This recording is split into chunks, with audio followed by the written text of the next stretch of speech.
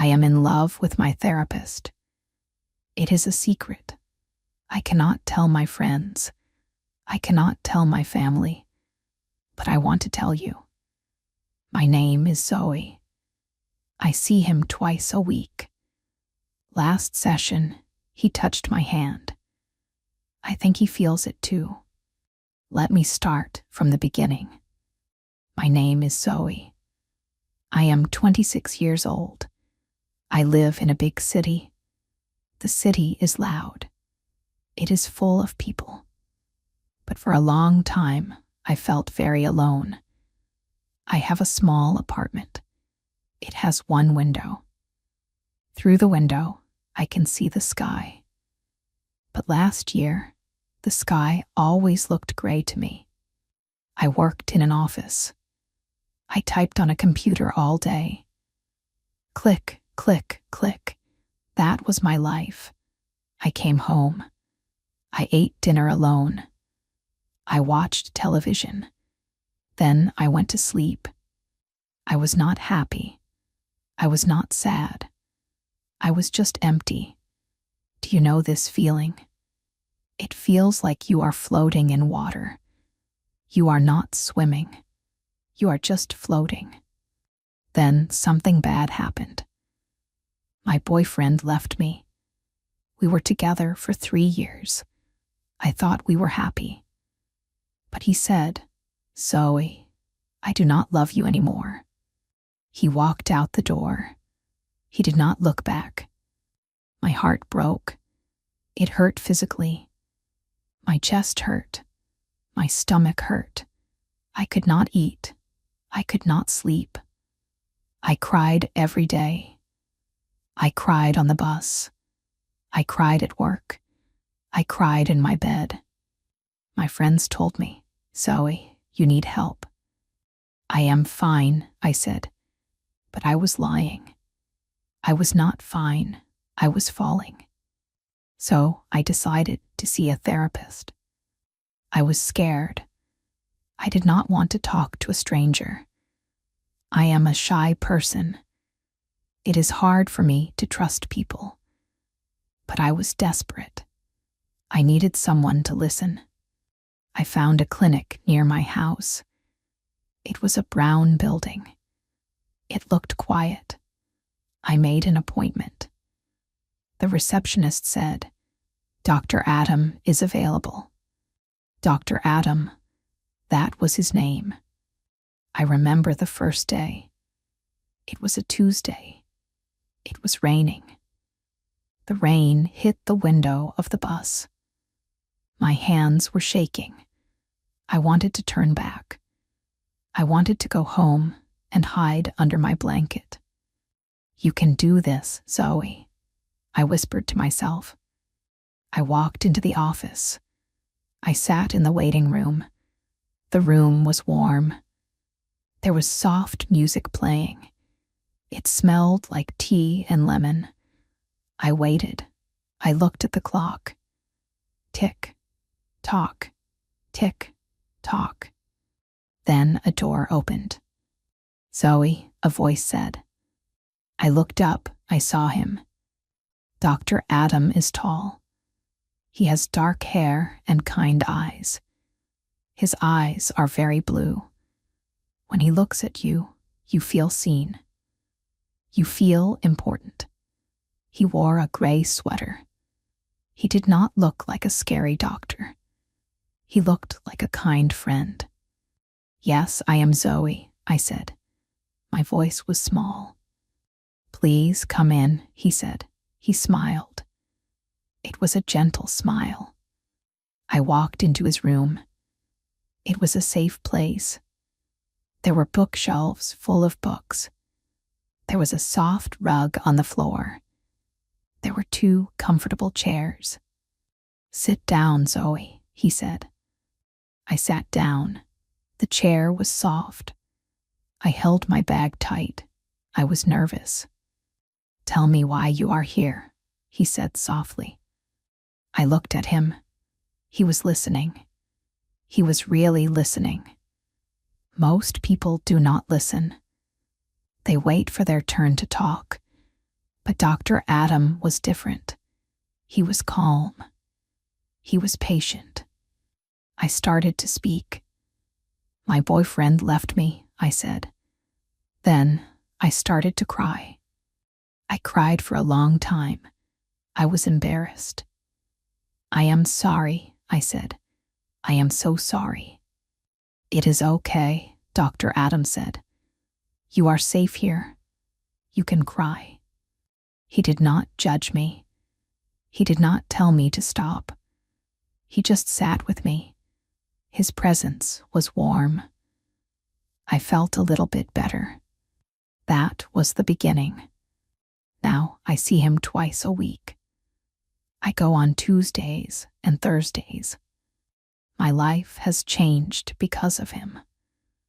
I wake up in the morning and I think, is today a therapy day? If it is Tuesday, I feel happy. I take a shower. I wash my hair. I choose my clothes carefully. I want to look good. I wear my favorite blue dress. I put on a little bit of perfume. I ask myself, why am I doing this? He is my doctor. But I cannot stop. I walk to his office. The city looks brighter now. The sky is not so gray. I see the sun. I see the flowers in the park. When I enter his office, my heart beats fast. Boom, boom, boom. Hello, Zoe, he says. Hello, Dr. Adam, I say. We sit down, we talk. He knows all my secrets. He knows about my childhood. He knows about my fears. He knows that I am afraid of the dark. He knows that I want to be a painter, but I am too scared to try.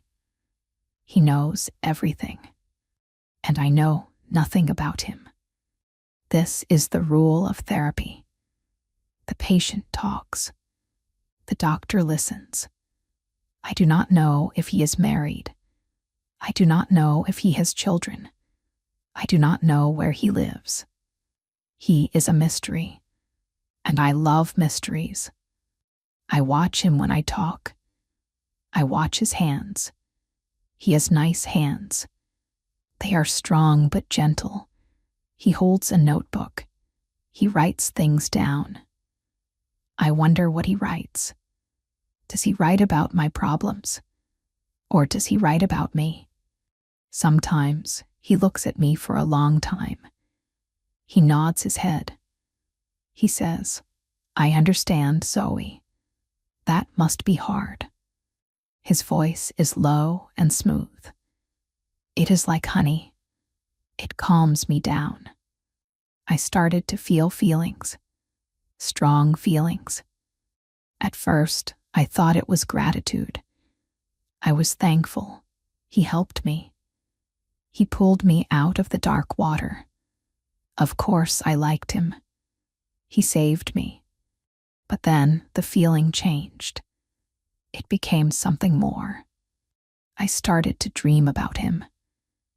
In my dreams, we are not in his office. We are at a park. We are holding hands.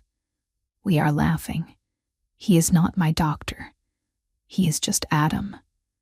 I wake up and I feel sad because it is just a dream. I told my friend Lisa about him. Lisa, I said, I think I like my therapist. Lisa looked at me with big eyes. Zoe, no, she said. That is a bad idea. Why? I asked. He is a doctor, Lisa said. He is paid to be nice to you. It is his job. You cannot fall in love with him. It is against the rules. I knew she was right. I knew it in my head. But my heart did not listen. The heart is stubborn. The heart does not care about rules. I know, I said to Lisa. I know it is impossible. But I kept hoping. Weeks passed. It was autumn now. The leaves on the trees turned yellow and red. The air was cold. One Thursday, I had a very hard session.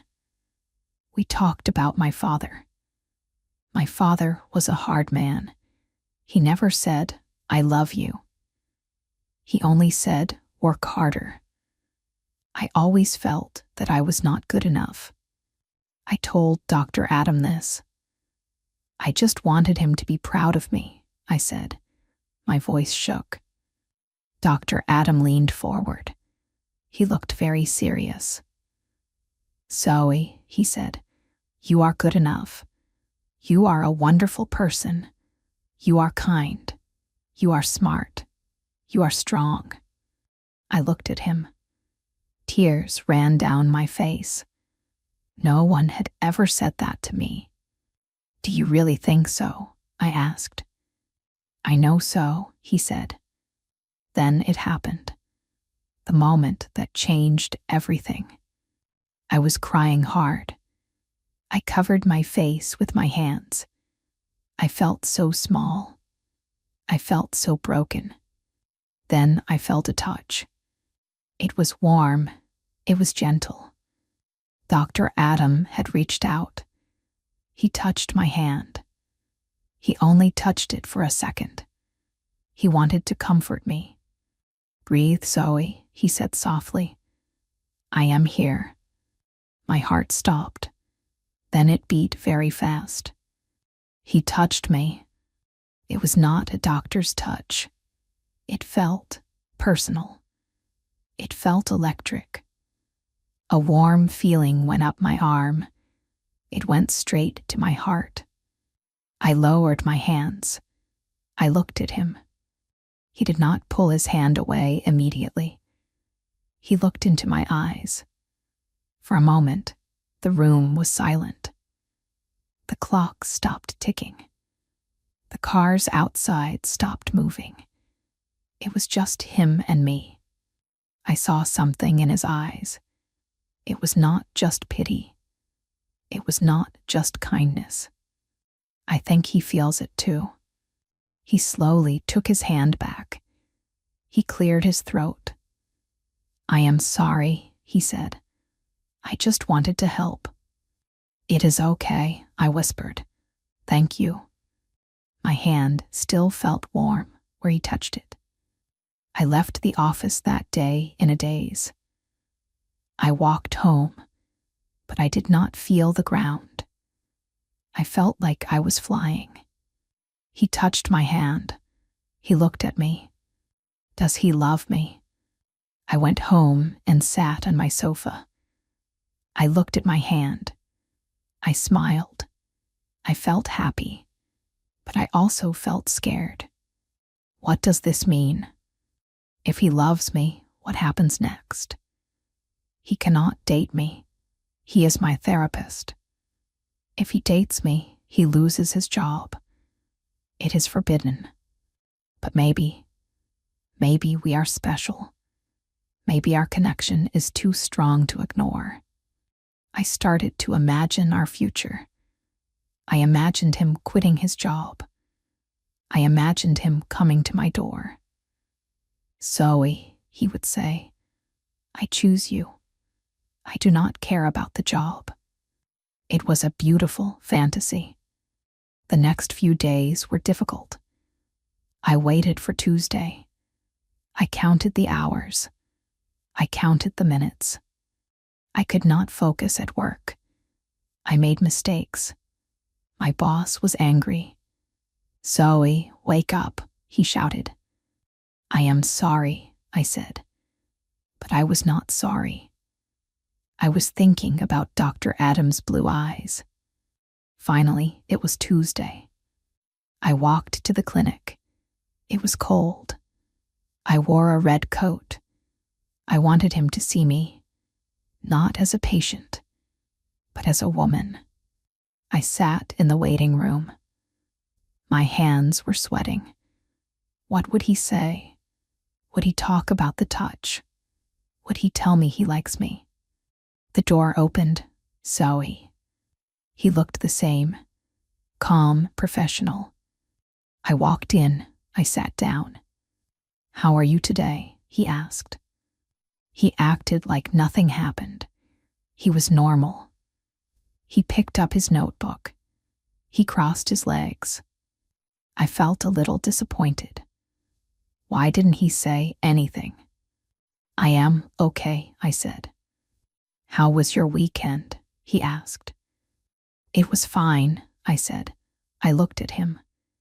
I tried to send him a message with my eyes. "Look at me. Remember last week?" But he did not look at my hand. He looked at my face. "Zoe," he said, "you look distracted. Is something on your mind?" I hesitated. Should I tell him? Should I tell him that I am in love with him? My heart said yes. My head said no. "I am just thinking," I said. "What are you thinking about?" he asked. This is the hard part of therapy. You cannot hide. He always asks why and what. I took a deep breath. "I am thinking about last session," I said. He stopped writing. He looked at me. "Go on," he said. "I am thinking about how kind you were," I said, "when I was crying." He nodded. "It is important to feel supported," he said. "Therapy is a partnership." A partnership. That sounded nice, like we are a team. "Dr. Adam," I said, "do you ever think about your patients outside of this room?" It was a bold question. I was brave. He paused. He thought for a moment. "I care about all my patients," he said carefully. "I want them to be happy. I want you to be happy, Zoe." "Me specifically?" I asked. "Yes, you," he said. He smiled. Again, that gentle smile. I felt warm inside. He wants me to be happy. The session ended. I did not confess my love. I was too scared. But I felt close to him. I went home. I felt confused. One day, I saw him outside the office. It was a Saturday. I was at the supermarket. I was buying apples. I turned around and I saw him. He was wearing a blue jacket. He was not wearing his work clothes. He looked younger. He looked handsome. He was pushing a shopping cart. I froze. I did not know what to do. Should I say hello? Or should I hide? I decided to hide. I went behind a shelf of cereal boxes. I watched him. He was buying coffee. He was buying bread. He was buying flowers. Flowers? My heart sank. Who are the flowers for? Are they for a wife? A girlfriend? I felt a sharp pain in my chest. Jealousy. It was hot and ugly. I did not want him to buy flowers for anyone else. I wanted him to buy flowers for me. I watched him walk to the checkout. He paid for his food. He smiled at the cashier. He walked out. I stood there for a long time. The cereal boxes stared at me. I felt foolish. I felt silly. I am in love with a man I do not know. I am in love with a fantasy, but I could not stop the feeling. The next session was hard. I was angry. I was angry at the flowers. I was angry that he had a life outside of our room. "You seem angry today, Zoe," he said. "I am having a bad week," I snapped. "Tell me about it," he said. "I feel lonely," I said. "I feel like everyone else has someone. Everyone else is buying flowers. Everyone else is happy. And I am alone." He looked at me with sad eyes.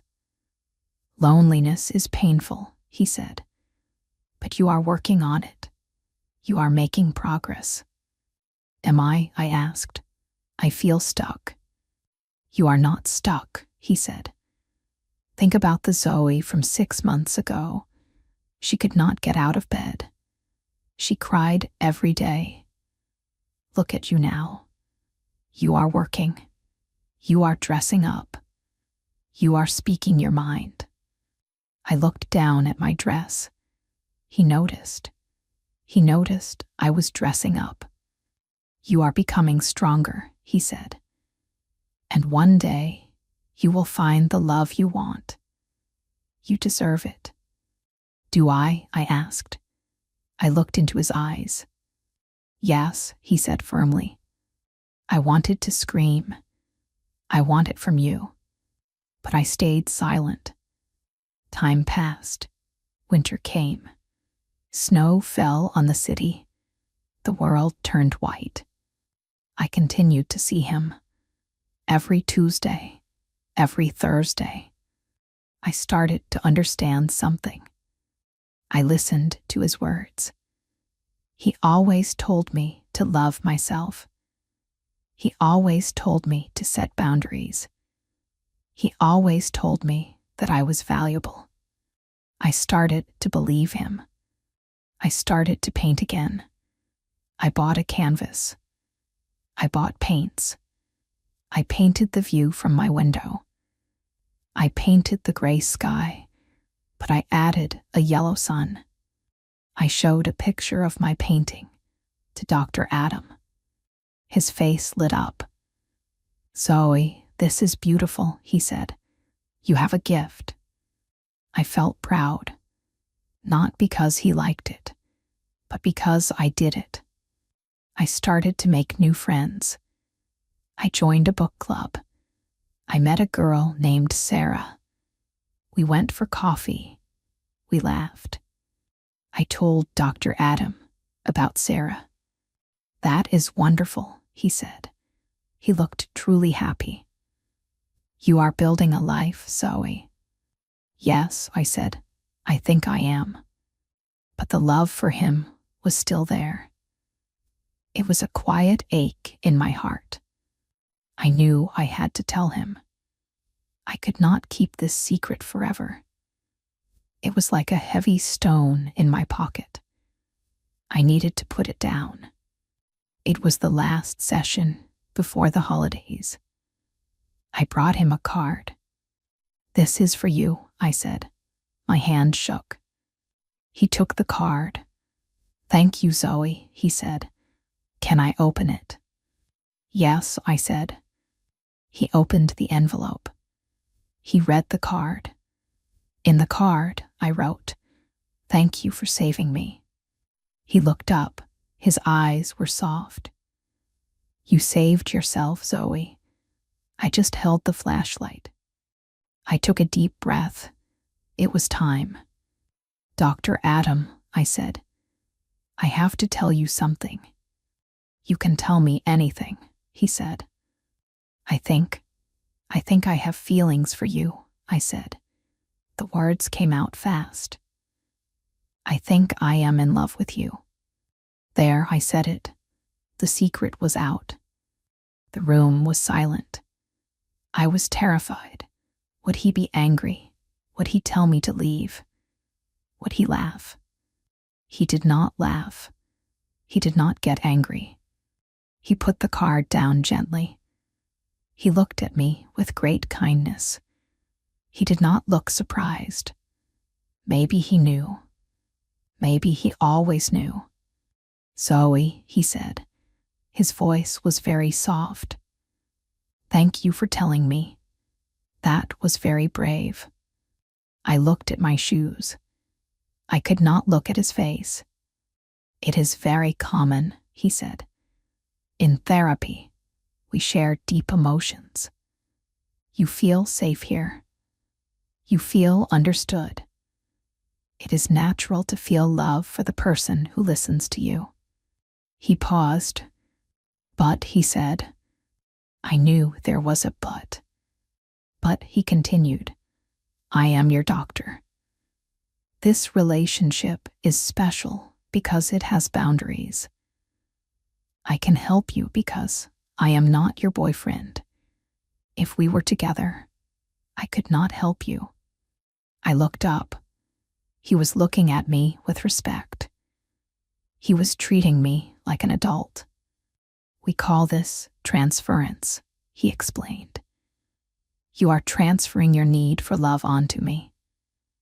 It shows that you are ready for love, Zoe. You are ready to connect, but not with me. It hurt. It hurt to hear him say no, but it also made sense. So you don't feel it? I asked. A small tear fell from my eye. I care about you very much, he said. I care about your healing. But I cannot be your partner. That would be wrong. And you deserve a partner who can give you everything. A partner who can buy you flowers every day. A partner who is equal to you. I wiped my tear. I understand, I said. And I did. I really understood. He was right. I was in love with the safety he gave me. I was in love with the way he listened. I wanted someone to listen to me. I am not rejecting you, Zoe, he said. I am respecting you. We sat in silence for a few minutes. But it was not a sad silence. It was a peaceful silence. The heavy stone was gone. I had told the truth, and the world did not end.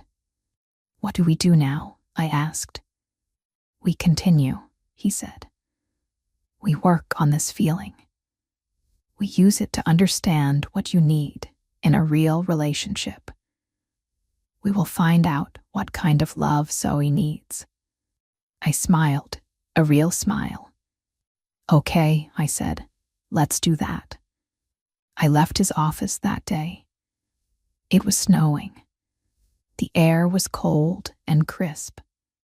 I walked down the street. I thought about his words. You are ready for love. I am ready. I realized something important. I am not the same Zoe who walked into that office 6 months ago. That Zoe was broken. That Zoe was empty. The Zoe of today is different. I am an artist. I have a friend named Sarah. I can speak my feelings. I can be brave. Dr. Adam helped me find myself. That is better than romance. That is better than a boyfriend. I still see him. I see him twice a week. Do I still love him? Maybe a little. It is hard to stop feelings quickly. When he smiles, my heart still jumps. When he touches his notebook, I remember his hand on mine. But now I know the difference. I know that he is my guide, not my destiny. I look at other men now. I saw a man at the book club yesterday. He had a nice laugh. He asked me about my painting. I felt a little spark. Maybe he is the one who will buy me flowers. I am telling you this story because maybe you are like me. Maybe you are lonely. Maybe you are looking for love in the wrong place. It is okay. It is okay to feel these things. It means your heart is alive. It means you want to connect. Dr. Adam taught me that I am worthy of love. And because of him, I know I will find it. So if you are sad, please don't give up. If you are lonely, please keep going. Talk to someone. It helps. My name is Zoe. I was in love with my therapist. But really, I was learning to fall in love with my own life. And that is the best love story of all. Now I look out of my window. The sky is blue. The sun is shining. I pick up my paintbrush. I have a lot of pictures to paint.